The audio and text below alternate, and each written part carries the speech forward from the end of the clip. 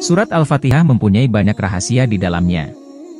Karena surat Al-Fatihah juga memiliki keistimewaan tersendiri sehingga ditempatkan di urutan pertama di dalam Al-Quran.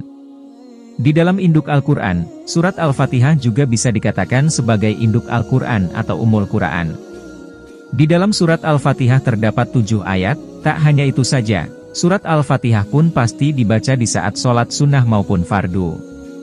Karena surat Al-Fatihah sendiri memiliki kandungan yang mulia sehingga wajib untuk dibaca berulang-ulang.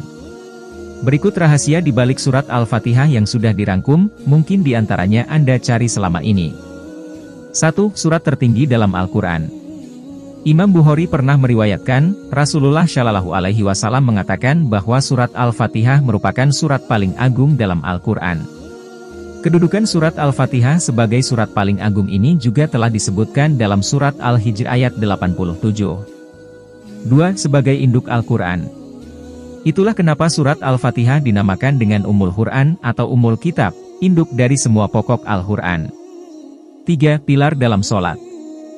Rasulullah bersabda, barang siapa tidak melafalkan surah Al-Fatihah dalam salatnya, maka salatnya tidak sah. Dijadikannya surah Al-Fatihah sebagai pilar karena ia adalah bacaan wajib di dalam salat. 4. Obat penenang hati. Surat Al-Fatihah terisi di dalam kandungan yang memohon pertolongan kepada Allah untuk melindungi diri dari hati dan perbuatan maksiat dan pengetahuan yang salah. 5. Sebagai obat dari segala penyakit. Pernah diriwayatkan dalam sebuah kisah jika salah sahabat Nabi tergigit kalajengking, kemudian dibacakannya surah Al-Fatihah untuk menyembuhkan. 6. Surat diturunkan dari surga.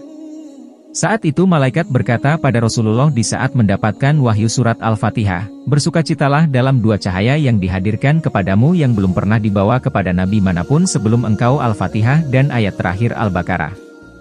Dan hanyalah umat muslim yang satu-satunya memiliki surat Al-Fatihah yang diturunkan langsung dari surga. Demikianlah rahasia dibalik dari surat Al-Fatihah, yang mungkin selama ini Anda cari. Semoga bermanfaat.